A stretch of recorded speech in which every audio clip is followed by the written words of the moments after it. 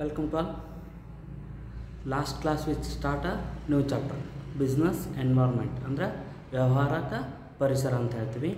ಇಲ್ಲೇ business environment ಬಗ್ಗೆ ಏನು ಮಾಡಕತ್ತೀವಿ, ನಾವು ವ್ಯವಹಾರ ಪರಿಸರದ ಬಗ್ಗೆ ತಿಳ್ಕೊಳ್ಕತ್ತೀವಿ. ಅದ್ರ ಪಾರ್ಟ್ ವೈಸ್ ಎಂಟ್ರಿ, ಅದರ ಮೀನಿಂಗ್ ಆಗಿರ್ಬೋದು, ಹೌದಾ, ಅದರ ಲಕ್ಷಣಗಳ ಬಗ್ಗೆ ಏನು ಮಾಡಿವಿ, ಚರ್ಚೆ ಮಾಡಿವಿ. ಇವತ್ತು ಹಂಗಾರೆ ಏನು ಮಾಡೋಣ ರೀ, ವ್ಯವಹಾರ ಪರಿಸರದ ಪ್ರಾಮುಖ್ಯತೆ, ಇಂಪಾರ್ಟೆನ್ಸ್ ಆಫ್ ಬಿಸ್ನೆಸ್ ಎನ್ವೈರ್ಮೆಂಟ್ ಅಂತ ಹೇಳ್ತೀವಿ. ಈ ಒಂದು ಕಾನ್ಸೆಪ್ಟ್ ಒಳಗೆ ಇಲ್ಲೇನು ಮಾಡ್ತೀವಿ ರೀ, ವ್ಯವಹಾರದ ಪರಿಸರ ಪ್ರಾಮುಖ್ಯತೆ ಹೆಂಗೈತಿ ಅದನ್ನು ಕೆಲವೊಂದಿಷ್ಟು ಅಂಶಗಳ ಮುಖಾಂತರ ಏನು ಮಾಡ್ತೀವಿ ನಾವಿಲ್ಲಿ ತಿಳ್ಕೊತೀವಿ. ಹೌದ್ರಿ, ಮಾನವರಂತ ಏನಾಗುತ್ತೆ, ವ್ಯವಹಾರ ಸಂಸ್ಥೆಗಳು ಕೂಡ ಏನ್ರಿ ಪ್ರತ್ಯೇಕವಾಗಿರಲು ಸಾಧ್ಯವಿಲ್ಲ. ಹೆಂಗೆ ಮನುಷ್ಯ ಸಂಘ ಜೀವಿ ಅಂತ ಕರಿತೀವಿ, ಅದೇ ರೀತಿ ಕೂಡ ಏನ್ರಿ ಅಲ್ಲಿರ್ತಕ್ಕಂಥ ಸಂಸ್ಥೆಗಳು ಕೂಡ ಏನ್ರಿ ಪ್ರತ್ಯೇಕವಾಗಿರಲ್ಲ. ಅವರು ಕೂಡ ಏನ್ರಿ ಸಮಾಜದೊಂದಿಗೆ ಬರೀಬೇಕು, ಅಂದರೆ ಕಂಪ್ನಿ ಬೆರೀತಕ್ಕಂಥದ್ದು. ಹೌದ್ರಿ, ತನ್ನಷ್ಟಕ್ಕೆ ತಾನೇ ಒಂದು ದ್ವೀಪಾಗಿಗಳೆಲ್ಲ ಸಾಧ್ಯವಿಲ್ಲ. ಹೌದಾ, ಅದು ತನ್ನ ಪರಿಸರದ ಅಂಶಗಳು ಮತ್ತು ಶಕ್ತಿಗಳ ಸನ್ನಿವೇಶಗಳು ಏನ್ರಿ ಅಸ್ತಿತ್ವದಲ್ಲಿರುತ್ತೆ ಮತ್ತು ಉಳಿತದೆ ಮತ್ತೇನ್ರಿ ಬೆಳೆಯುತ್ತದೆ ಅಂತ ಹೇಳ್ತಾನೆ. ಹೌದಾ, ಪ್ರತ್ಯೇಕ ಸಂಸ್ಥೆಯೊಂದು ಈ ಶಕ್ತಿಗಳನ್ನು ಬದಲಾಯಿಸಲಾಗಲಿ ಅಥವಾ ನಿಯಂತ್ರಿಸಲಾಗಲಿ ಸಾಧ್ಯವಿಲ್ಲದ್ದರಿಂದ ಅವುಗಳಿಗೆ ಅನುಗುಣವಾಗಿ ಏನ್ರಿ ಸ್ಪಂದಿಸುವುದು ಅಥವಾ ಹೊಂದಿಕೊಳ್ಳುವುದು, ಅಡ್ಜಸ್ಟ್ಮೆಂಟ್. ಹೌದಾ, ಬೇರೆ ಪರ್ಯಾಯ ಇರುವುದಿಲ್ಲ. ಹೌದ್ರಿ, ಸಂಸ್ಥೆಗಳ ವ್ಯವಸ್ಥಾಪಕರು ಪರಿಸರವನ್ನು ಸರಿಯಾಗಿ ಅರ್ಥ ಮಾಡಿಕೊಳ್ಳುವುದರಿಂದ ಅವರಿಗೆ ತಮ್ಮ ಸಂಸ್ಥೆಗಳ ಬಾಹ್ಯ ಶಕ್ತಿಗಳನ್ನು ಗುರುತಿಸುವುದು ಮತ್ತೇನ್ರಿ ಅವಲೋಕಿಸುವುದು, ಸರಿಯಾಗಿ ಅರ್ಥ ಮಾಡಿಕೊಳ್ಳೋದ್ರಿಂದ ಅವರಿಗೆ ತಮ್ಮ ಏನ್ರಿ ಬಾಹ್ಯ ಶಕ್ತಿಗಳನ್ನು ಗುರುತಿಸುವುದು ಮತ್ತು ಅವಲೋಕಿಸುವ ಜೊತೆಗೇನ್ರಿ ಬಾಹ್ಯ ಅಂಶಗಳಿಗೆ ಸರಿಯಾಗಿ ಪ್ರಕ್ರಿಯಿಸಲು ಸಾಧ್ಯವಾಗುತ್ತದೆ ಅಂತ ಹೇಳ್ತಾನೆ. ಈ ಕೆಳಗಿನ ಅಂಶಗಳನ್ನು ಪರಿಗಣಿಸುವುದರ ಮೂಲಕ ವ್ಯವಹಾರ ಪರಿಸರ ಮತ್ತು ಅದನ್ನು ವ್ಯವಸ್ಥಾಪಕರು ಅರ್ಥ ಮಾಡಿಕೊಳ್ಳುವುದರ ಪ್ರಾಮುಖ್ಯತೆಯನ್ನು ವಿವರಿಸಬಹುದು. ಇದೇನಾಗುತ್ತೆ ರೀ, ಸಂಸ್ಥೆಗೆ ಅವಕಾಶಗಳನ್ನು ಗುರುತಿಸಲು ಮತ್ತು ಪ್ರಾರಂಭಿಕ ಅನುಕೂಲತೆಗಳನ್ನು ಪಡೆಯಲು ಏನಾಗುತ್ತೆ ಇದು ಅನುವು ಮಾಡುತ್ತದೆ ಅಂತ ಹೇಳ್ತಾನೆ. ಅಂದರೆ it enables the firm to identify opportunities and getting the first mover advantages ಅಂತ ಹೇಳ್ತೀವಿ. ಅಂದರೆ ಅವಕಾಶಗಳನ್ನು ಸಂಸ್ಥೆಗೆ ತನ್ನ ಕಾರ್ಯನಿರ್ವಹಣೆಯನ್ನು ಉತ್ತಮಪಡಿಸಿಕೊಳ್ಳಲು ಸಹಕರಿಸುವ ಧನಾತ್ಮಕ ಬಾಹ್ಯ ಪ್ರವೃತ್ತಿ ಅಥವಾ ಬದಲಾವಣೆಗಳಿಗೆ ಸ್ಪಂದಿಸಿದೆ. ಅವ್ರಿ ಅಲ್ಲಿರ್ತಕ್ಕಂಥ ಧನಾತ್ಮಕ ಅಂದ್ರೆ ಪಾಸಿಟಿವ್ನೆಸ್ ಅಂತ ಹೇಳ್ತೀವಿ. ಅಂದರೆ ಬಾಹ್ಯ ಅಂತಂದ್ರೆ ಹೊರಗಿನ ಔಟ್ಸೈಡ್, ಅದನ್ನೇನು ಕರಿತೀವಿ ಬಿಸ್ನೆಸ್ ಎನ್ವೈರ್ಮೆಂಟ್, ವ್ಯವಹಾರದ ಪರಿಸರ ಅಂತ ಹೇಳ್ತೀವಿ. ಬದಲಾವಣೆಗಳಿಗೆ ಸಂಬಂಧಿಸಿದೆ. ವ್ಯವಹಾರ ಪರಿಸರವು ವ್ಯವಹಾರದ ಯಶಸ್ಸಿಗೆ ಅಸಂಖ್ಯಾತ ಅವಕಾಶಗಳನ್ನು ಒದಗಿಸುತ್ತದೆ ಅಂತ ಹೇಳ್ತಾನೆ. ಅಂದರೆ ಬಹುಬೇಗನೆ ಅವಕಾಶಗಳನ್ನು ಗುರುತಿಸುವುದರಿಂದ ಪ್ರತಿಸ್ಪರ್ಧಿಗಳಿಗೆ ಅವಕಾಶವಿಲ್ಲದಂತೆ ಪ್ರಾರಂಭಿಕವಾಗಿ ಅವಕಾಶಗಳನ್ನು ಇಲ್ಲೇ ಮಾಡುತ್ತಿರೋದು ಅದು ಸದ್ಬಳಕೆ ಮಾಡಿಕೊಳ್ಳಲು ವ್ಯವಹಾರ ಸಂಸ್ಥೆಗೆ ಸಹಾಯ ಮಾಡುತ್ತದೆ. ಫಾರ್ ಎಕ್ಸಾಂಪಲ್ ತೊಗೊಂಡ್ವಿ ಅಂತಂದ್ರೆ, ಮಾರುತಿ ಉದ್ಯೋಗ ಸಂಸ್ಥೆಯು ಪೆಟ್ರೋಲ್ ಬೆಲೆ ಹೆಚ್ಚುತ್ತಿರುವ ಮತ್ತು ಮಧ್ಯಮ ವರ್ಗದ ಜನರ ಸಂಖ್ಯೆಯ ಹೆಚ್ಚಾಗಿರುವಂಥ ಭಾರತದಂತಹ ಪರಿಸ್ಥಿತಿಯಲ್ಲಿ ಅದೇನು ಮಾಡ್ತೀರಿ, ಸಣ್ಣ ಕಾರುಗಳ ಅಗತ್ಯತೆಯನ್ನು ಮೊದಲೇ ಗುರುತಿಸಿದ್ರಿಂದ ಸಣ್ಣ ಮಾರುಕಟ್ಟೆ ಏನ್ರಿ ಸಣ್ಣ ಕಾರು ಮಾರುಕಟ್ಟೆ ಏನೇನು ಮಾಡ್ತದೆ ನಾಯಕನಾಗಿ ಬೆಳೆಯಲು ಸಾಧ್ಯವಿದೆ. ಈ ಫಾರ್ ಎಕ್ಸಾಂಪಲ್ ನಾವು ಖರೀದಿ ಮಾಡ್ತಕ್ಕಂಥ ಮಾರುತಿ ಸುಜುಕಿ ಗಾಡಿಗಳು ಇವೇನಾಗ್ಯಾವ್ರಿ, ಭಾರತದಲ್ಲಿ ಏನೈತಿ ಪೆಟ್ರೋಲ್ ಬೆಲೆ ಜಾಸ್ತಿ ಐತಿ, ಅದ್ರ ಸಂಬಂಧ ಏನ್ರಿ ಕಡಿಮೆ ಬೆಲೆಯಲ್ಲಿ ಕಾರುಗಳನ್ನು ಪ್ರೊಡಕ್ಷನ್ ಮಾಡ್ತಕ್ಕಂಥದ್ದು. ಇದು ಅದೇನು ಮಾಡ್ತೀರಿ ಮೊದ್ಲಕ್ಕ ಮನವರಿಕೆ ಮಾಡಿತ್ತು. ಇಲ್ಲೇನಾಗೈತೆ ರೀ, ಮಾರುತಿ ಮತ್ತು ಸುಜುಕಿ ಅಂತಕ್ಕಂಥದ್ದು ಏನಾಗೈತೆ ರೀ, ಇಲ್ಲೇ ಮಾರುತಿ ಅನ್ನೋದು ಇಂಡಿಯನ್ ಕಂಪ್ನಿ, ಸುಜುಕಿ ಅನ್ನೋದು ಬೇರೆ ದೇಶದ ಕಂಪ್ನಿ, ಎರಡು ಕೊಲಾಬ್ರೇಷನ್ ಮಾಡಿ ಏನು ಮಾಡಿರಿ ಅವ್ರದ್ದು ಪ್ರಾಡಕ್ಟು ಮತ್ತೇನ್ರಿ ಇವುಗಳನ್ನು ತೊಗೊಂಡ್ರೆ ಇಲ್ಲಿ ಇರ್ತಕ್ಕಂಥ ಜನಸಂಖ್ಯೆ, ಇಲ್ಲಿರ್ತಕ್ಕಂಥ ಮಾರುಕಟ್ಟೆಯನ್ನು ಮಾರುತಿ ಕಂಪ್ನಿಯವ್ರು ಬಿಟ್ಕೊಟ್ರೆ. ಈ ರೀತಿಯಾಗಿ ಏನು ಮಾಡ್ತೀವಿ ರೀ, ಇಲ್ಲಿರ್ತಕ್ಕಂಥ ಇದನ್ನೇನು ಕೆರೆದಲ್ಲ ಇಷ್ಟತನ ಏನ್ರಿ ಮಾರುಕಟ್ಟೆ, ಅವುಗಳ ತಂತ್ರಜ್ಞಾನ, ಹೌದ್ರಿ ಇವೆಲ್ಲವುಗಳನ್ನು ಕೂಡ ಏನು ಮಾಡ್ತೀವಿ ನಾವು ವ್ಯವಹಾರ ಪರಿಸರಕ್ಕೆ ಹೋಲಿಕೆ ಮಾಡ್ತಕ್ಕಂಥದ್ದು. ನೋಡಿರಿ, ಇದು ಸಂಸ್ಥೆಗೆ ಎರಡನೇ ಪಾಯಿಂಟ್ ನೋಡೋದಾಗಿತ್ತು ಅಂತಂದ್ರೆ, ಸಂಸ್ಥೆಗೆ ಅಪಾಯ ಮತ್ತು ಎಚ್ಚರಿಕೆಯ ಸೂಚನೆಗಳನ್ನು ಗುರುತಿಸಲು ಸಹಾಯ ಮಾಡುತ್ತದೆ. It helps the firm to identify threats and early warning ಏನ್ರಿ ಸಿಗ್ನಲ್ಸ್ ಅಂತ ಹೇಳ್ತೀವಿ. ಇದೇನು ಮಾಡ್ತೀರಿ, ಅಪಾಯವು ಈ ಫಾರ್ ಎಕ್ಸಾಂಪಲ್ ನಮ್ಗೆ ಹೆಂಗೆ ಬೆಂಕಿ ಬೀಳುತ್ತೆ ಅನ್ನೋದೇನು ಗೊತ್ತಿರೋದಿಲ್ಲ, ಆದರೆ ಕೆಲವೊಂದು ಸೂಚನೆಗಳು ಕೊಡುತ್ತೆ. ಒಂದು ಕಿಡಿಯನ್ನು ಮಾಡ್ಬೋದು ರೀ, ಇಡೀ ಬೆಂಕಿಯನ್ನು ಹತ್ತಿಸ್ತಕ್ಕಂಥದ್ದು. ಹೌದಾ, ಅದೇ ರೀತಿ ಸಂಸ್ಥೆಯಲ್ಲಿ ನಡೀತಕ್ಕಂಥ ಒಂದು ಸಣ್ಣ ತಪ್ಪು ಅಥವಾ ಏನ್ರಿ ಅದರಿಂದ ಏನ್ರಿ ಆಗ್ತಕ್ಕಂಥ ಅಪಾಯಗಳನ್ನು ತೋರಿಸ್ಕೊಡ್ತಕ್ಕಂಥದ್ದು. ಹೌದಾ, ಈ ಫಾರ್ ಎಕ್ಸಾಂಪಲ್ ರೈಲ್ವೆ ಟ್ರ್ಯಾಕ್ ಮೇನ್ರಿ ರೈಲ್ವೆ ಹೊಡಿತಕ್ಕಂಥ ಟ್ರ್ಯಾಕ್ ಏನಾಗೈತೆ ಅಂತ ಗೊತ್ತಿರಲ್ಲ, ಅದನ್ನು ನೋಡಿರ್ತಕ್ಕಂಥ ವ್ಯಕ್ತಿ ಯಾರಾದರೂ ಬನ್ನಿರಿ ಅಲ್ಲೇನಾದರೂ ಒಂದು ಕೆಂಪು ಬಾವುಟ ಇಟ್ಟಿದ್ದ ಅಂತಂದ್ರೆ ಅದೇನ್ರಿ ಎಚ್ಚರಿಕೆ ಸೂಚನೆಗಳನ್ನು ಗುರುತಿಸುತ್ತೆ. ಅದೇ ರೀತಿ ಸಂಸ್ಥೆಗೆ ಏನಾದರೂ ಅಪಾಯ ಮತ್ತು ಎಚ್ಚರಿಕೆ ಸೂಚನೆ ಇದ್ರೆ ಇದು ಇದ್ರ ಮುಖಾಂತರ ವ್ಯವಹಾರ ಪರಿಸರದ ಮುಖಾಂತರ ತಿಳ್ಕೊಬೋದು. ಅರ್ಥ ಆಗುತ್ತೆ ರೀ, ಇದ್ರ ಮುಖಾಂತರ ಅವುಗಳನ್ನು ತಿಳ್ಕೊತಕ್ಕಂಥದ್ದು. ನೋಡಿರಿ, ಇಲ್ಲೇ ಅಪಾಯವು ಸಂಸ್ಥೆಯ ಕಾರ್ಯನಿರ್ವಹಣೆಗೆ ತಡೆಗಟ್ಟುವ ಬಾಹ್ಯ ಪರಿಸರದ ಪ್ರವೃತ್ತಿ ಮತ್ತು ಬದಲಾವಣೆಗಳಿಗೆ ಸಂಬಂಧಿಸಿದೆ. ಪರಿಸರವು ಅವಕಾಶಗಳನ್ನು ಒದಗಿಸುವುದರ ಜೊತೆಗೆ ಹಲವಾರು ಅಪಾಯಗಳ ಮೂಲವಾಗಿ ಮಾರ್ಪಾಡುತ್ತದೆ.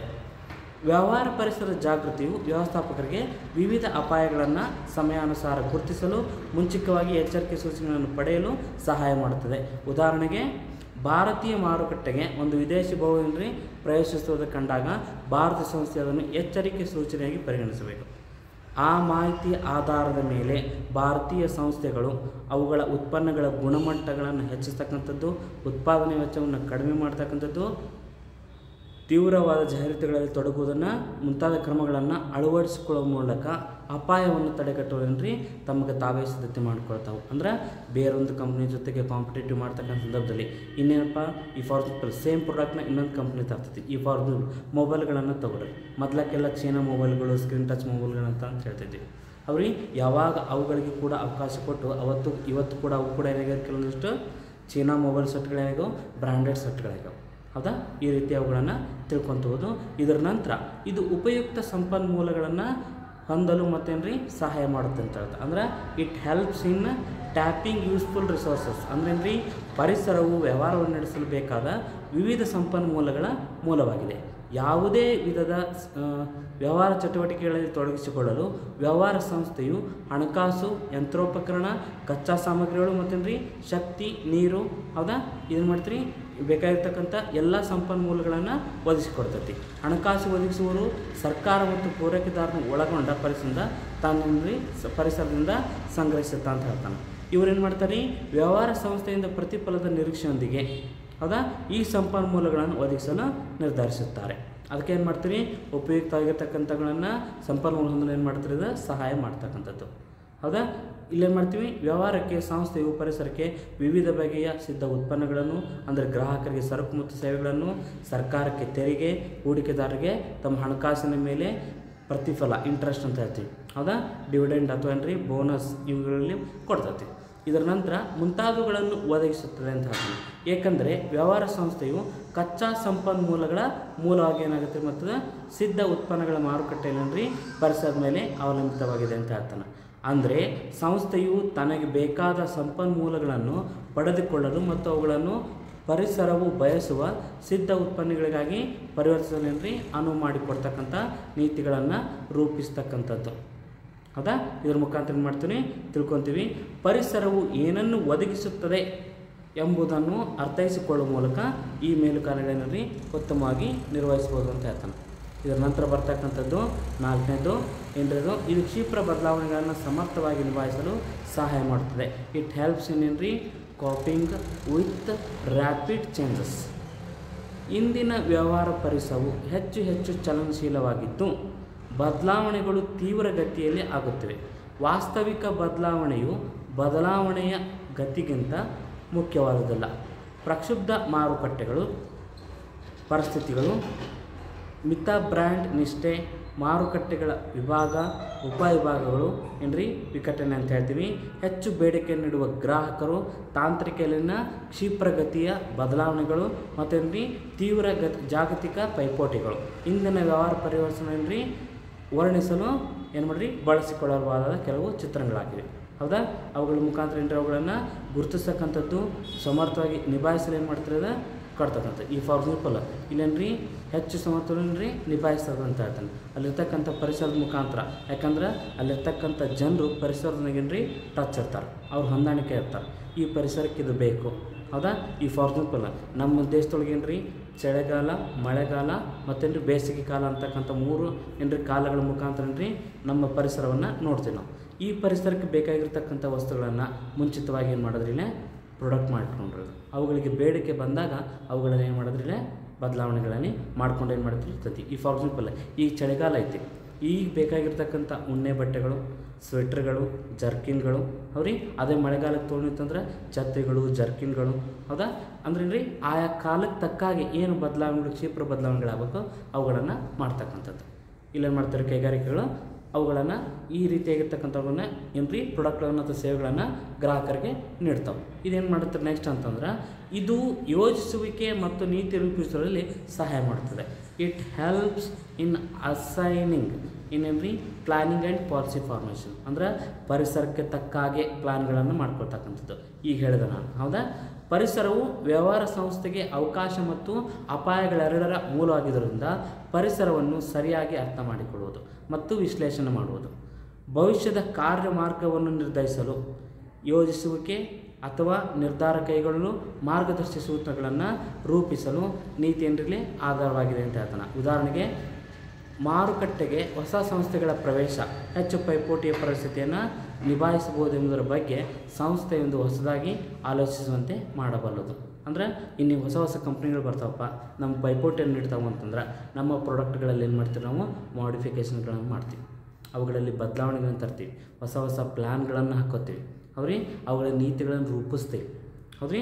ಈ ರೀತಿ ಅವುಗಳನ್ನು ಮಾಡ್ಕೊಳ್ತಕ್ಕಂಥದ್ದು. ಇದರ ನಂತರ ಏನು ಬರ್ತೈತೆ ರೀ, ಕಾರ್ಯನಿರ್ವಹಣೆಯನ್ನು ಸುಧಾರಿಸಲು ಇದು ಸಹಾಯ ಮಾಡ್ತದೆ. It helps in improving performance ಅಂದ್ರೆ ಅಲ್ಲಿರ್ತಕ್ಕಂಥ ಏನ್ರಿ ಕಾರ್ಯನಿರ್ವಹಣೆಯನ್ನು, ದಕ್ಷತೆಯನ್ನು ಮತ್ತು ಏನ್ರಿ ಅವುಗಳನ್ನು ಮಾಡ್ತಕ್ಕಂಥದ್ದು. ಇಲ್ಲೇ ವ್ಯವಹಾರ ಪರಿಸರವನ್ನು ಮಾಡ್ತೀರಿ ಅರ್ಥೈಸಿಕೊಳ್ಳಲು ಇರುವ ಅಂತಿಮ ಕಾರಣ ಅದು ವ್ಯವಹಾರ ಸಂಸ್ಥೆಯ ಕಾರ್ಯನಿರ್ವಹಣೆಯಲ್ಲಿ ನಿಜವಾಗಿಯೂ ವ್ಯತ್ಯಾಸಗಳನ್ನು ಮಾಡುತ್ತದೆಯೇ ಇಲ್ಲವೇ ಎಂಬುದಕ್ಕೆ ಸಂಬಂಧಿಸಿದಂತೆ ಇದಕ್ಕೆ ಉತ್ತರ ಪರಿಸರ ಕಾರ್ಯನಿರ್ವಹಣೆಯು ವ್ಯತ್ಯಾಸ ಉಂಟು ಮಾಡುತ್ತದೆ. ಹಲವಾರು ಅಧ್ಯಯನಗಳು ವ್ಯವಹಾರ ಸಂಸ್ಥೆಗಳು ಭವಿಷ್ಯವು ಪರಿಸರದಲ್ಲಿ ಏನಾಗುತ್ತಿದೆ ಎಂಬುದರೊಂದಿಗೆ ನಿಕಟವಾಗಿ ಸಂಬಂಧ ಹೊಂದಿದೆ ಎಂಬುದನ್ನು ತೋರಿಸಿಕೊಟ್ಟಿವೆ. ಮತ್ತೇನ್ರಿ ವ್ಯವಹಾರ ಪರಿಸರವನ್ನು ನಿರಂತರವಾಗಿ ನಿರ್ವಹಿಸುವ ಸೂಕ್ತವಾದ ವ್ಯವಹಾರ ಆಚರಣೆಗಳನ್ನು ಅಳವಡಿಸಿಕೊಳ್ಳುವ ಮೂಲಕ ವ್ಯವಹಾರ ಸಂಸ್ಥೆಗಳು ತಮ್ಮ ಪ್ರಸ್ತುತ ಕಾರ್ಯನಿರ್ವಹಣೆಯನ್ನು ಉತ್ತಮಪಡಿಸಿಕೊಳ್ಳುವುದಲ್ಲದೆ ದೀರ್ಘಕಾಲದವರೆಗೆ ಮಾರುಕಟ್ಟೆಯಲ್ಲಿ ಯಶಸ್ವಿತವಾಗಿ ಮುಂದುವರಿಯಲು ಸಾಧ್ಯವಾಗಿದೆ ಅಂತ ಹೇಳ್ತಾನೆ. ಇದ್ರ ಮುಖಾಂತರ ತಿಳ್ಕೊತಕ್ಕಂಥದ್ದು. ಇನ್ನು ನೆಕ್ಸ್ಟ್ ಬರ್ತಕ್ಕಂಥದ್ದು ಡೈಮೆನ್ಷನ್ಸ್ ಆಫ್ ಬಿಸ್ನೆಸ್ ಎನ್ವೈರ್ಮೆಂಟ್. ಅದನ್ನೇನು ಮಾಡೋಣ ನೆಕ್ಸ್ಟ್ ಕ್ಲಾಸ್ ಒಳಗೆ ನೋಡೋಣ. ಹಂಗಾರೆ ಇವತ್ತೇನು ಮಾಡಿದ್ರು ನಾವು ವ್ಯವಹಾರ ವ್ಯವಹಾರ ಪರಿಸರ ಪ್ರಮುಖವಾಗಿರ್ತಕ್ಕಂಥ ಪ್ರಾಮುಖ್ಯತೆ ಬಗ್ಗೆ ತಿಳ್ಕೊಂಡಿದ್ವಿ. ಮೊದಲದಾಗಿ ಏನು ಬರ್ತೀರಿ, ಇದು ಸಂಸ್ಥೆಗೆ ಅವಕಾಶಗಳನ್ನು ಮತ್ತು ಗುರುತಿಸಲು ಮತ್ತು ಪ್ರಾರಂಭಿಕ ಅನುಕೂಲತೆಗಳನ್ನು ಪಡೆಯಲು ಏನು ಮಾಡ್ತಿರೋದು ಅನುವು ಮಾಡಿಕೊಡುತ್ತೆ ಅಂತ ಹೇಳ್ತೀವಿ, ಹೌದಾ? ಇದರ ನಂತರ ಇದು ಸಂಸ್ಥೆಗೆ ಅಪಾಯ ಮತ್ತು ಎಚ್ಚರಿಕೆಯ ಸೂಚನೆಗಳನ್ನು ಗುರುತಿಸಕ್ಕೆ ಇದೇನು ಮಾಡ್ತೀರಿ ಮತ್ತು ಇದು ಉಪಯುಕ್ತ ಸಂಪನ್ಮೂಲಗಳನ್ನು ಹೊಂದಲು ಸಹಾಯ ಮಾಡುತ್ತೆ, ಹೌದಾ? ಇದರ ನಂತರ ಕ್ಷಿಪ್ರ ಬದಲಾವಣೆಗಳು ಸಮರ್ಥವಾಗಿ ನಿಭಾಯಿಸಲು ಸಹಾಯ ಮಾಡುತ್ತೆ. ಯಾವ್ರಿ ವ್ಯವಹಾರ ಪರಿಸರ ಇದು ಯೋಜಿಸುವಿಕೆ ಮತ್ತು ನೀತಿ ರೂಪಿಸಲು ಸಹಾಯ ಮಾಡುತ್ತದೆ. ಇದರ ನಂತರ ಕಾರ್ಯನಿರ್ವಹಣೆಯನ್ನು ಸುಧಾರಿಸಲು ಮತ್ತು ಇದು ಸಹಾಯ ಮಾಡುತ್ತದೆ ಅಂತ ಹೇಳ್ತಾನೆ. ಈ ರೀತಿ ಏನು ಮಾಡ್ತೀವಿ, ಇವಿಷ್ಟು ಪಾಯಿಂಟ್ಗಳ ಬಗ್ಗೆ ಕಲ್ತೀವಿ. ಇನ್ನು ಉಳಿದಿದ್ದನ್ನ ನೆಕ್ಸ್ಟ್ ಪಾರ್ಟ್ ಒಳಗೆ ನೋಡೋಣ. Okay, thank you.